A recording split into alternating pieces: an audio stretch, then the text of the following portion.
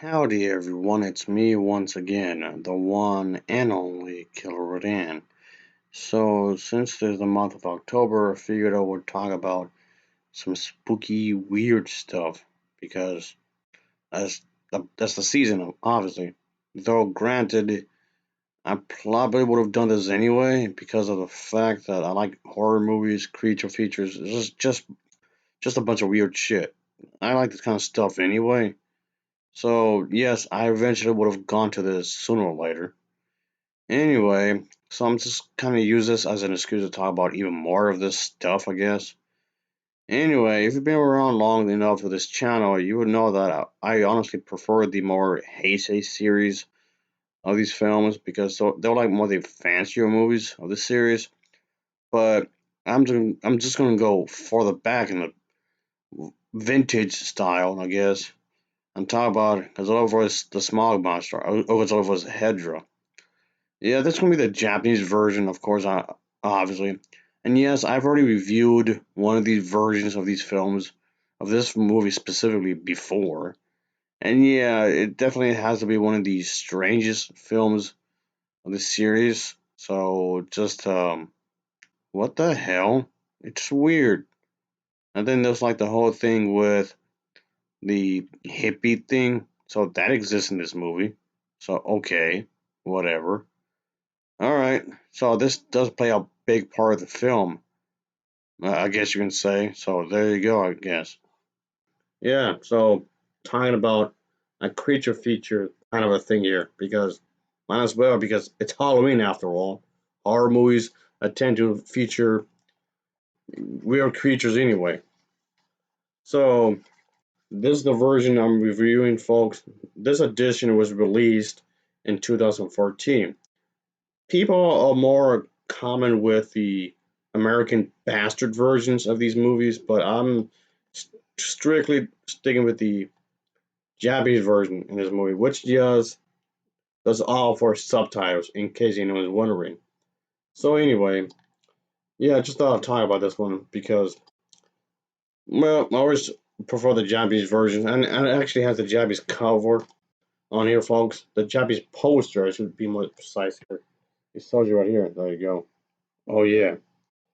Anyway, but of course, like always, I get back to this one edition. This talk about more about the details of this edition more in a moment. But of course, as always, let's talk about the story, shall we? So here we go. It became quite typical where human beings had created a problem and then it's up to Godzilla to fix it. By which I mean this creature seems to love pollution, of course, hence the title of the film, and then as a result, the creature gets stronger and stronger as it goes. So it's of course it's up to Godzilla himself to find to rid the world of this thing. As and it's out to cause a bunch of destruction. And yes, the human characters are threatening here, even though the humans are the very reason that there's a problem to begin with. So yeah, like I said, this gets pretty gloomy. Really, it gets pretty dark. So yeah, this actually happens on screen. People having their faces melted off, quite a big amount of destruction. Yeah, and there was some human characters here.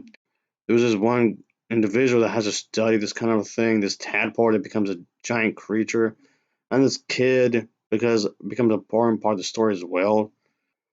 Yes, there are some human characters that actually do serve a purpose in the story of this film, folks. Is what I'm trying to get at.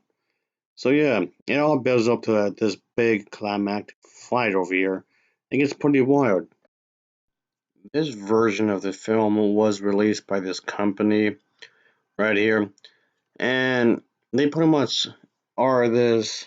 Yeah, this company is this licensing studio that specializes in licensing international films that are horror, sci-fi, of course, fantasy, or even kaiju kind of stuff. And this was one of the few Godzilla films that they actually released over the years. Okay, it wasn't many, but a few nonetheless, I guess you can say. Yeah, this was the company that releases this kind of a thing. Of course, I just had to take this as advantage to pretty much review this version for my Halloween-a-thon just talk about some spooky movies or whatnot. So yeah, like I was saying earlier, folks, this film does offer the English subtitles, and it's also offering the English dubbing as well. And those extras, what maybe the trailer or whatever, but that's about it. It doesn't really have much to offer. The picture is pretty clear though. It has really good clarity in picture. The sound quality is actually pretty good as well, and that's about it really. This was the director of the film. We get nothing of him really, like at all. He was around for quite a while. He unfortunately passed away, and yeah, this was his first and only Godzilla film that he directed. He could have directed another one, and that unfortunately that opportunity really was thrown out the window. So yeah, there was actually a chance he could have done another one of these. Maybe this could have had a discussion of what could have been. Some interviews, maybe. Director's commentary. I don't know. Could have had something. So the extras here are pretty much bare bone. There's nothing really. Nothing of interest. I thought it could have done a lot more with the packaging in this film. So yes, unfortunately, it's very disappointing in that regard. I mean, at least we get to see the Japanese version, I guess, and pretty much, it's bizarre. This is a very strange, Godzilla film. It just has that solid enough movie, I guess you can say. There's actually a good message. It's just that the execution of it was really weird. I guess you can, I guess. Anyway, yeah, there was this scientist character that has to pretty much take charge when it comes to planning on this mission to stop the monster, I guess you can say, even though Godzilla's doing a lot of the work.